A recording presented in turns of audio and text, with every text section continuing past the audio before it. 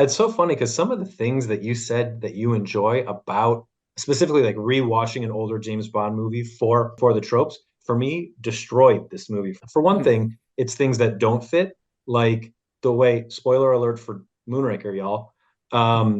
Jaws dies at the end in one of the most Does he? cynical, depressed. Does Well, he? okay, he never shows up again in the series Yeah. He's living his until best GoldenEye life comes with the up. love of his life in space in perfect harmony.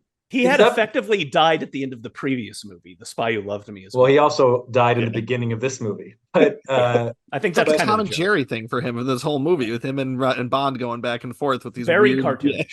But like Yeah. Mike said, he also brings along a relatively innocent Swedish woman who deserved none of it this time. Swedish? Didn't Swiss? he meet her in Brazil?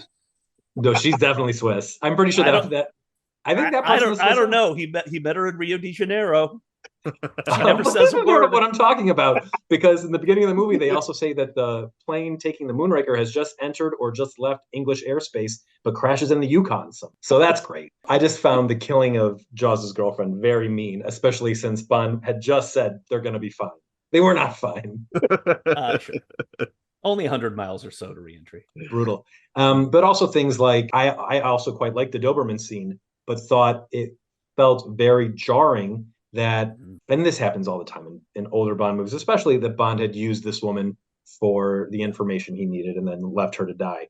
It felt jarring in this one to me because things kept happening that weren't remarked upon, like the assassin in the tree that Bond killed and then looked at Drax and sort of smirked and walked away. Meanwhile, Drax is sitting there holding a loaded gun, Exactly. 2 feet away from James Bond. He could have just gone. I just don't understand why this kind of thing happens. It reminded me so much of Never Say Because Never it's Again. cool, Brad. Is it cool? I guess It's cool killing for him like is cool. dads in 1979. Yeah. Drove me nuts. Why do Bond? I know this is a trope.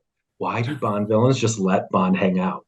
I just don't get why they want him to. So they can be arch. Yeah. You know. Oh, but he's not very arch, Drax. He's pretty flat. Those eyebrows are doing a lot of work.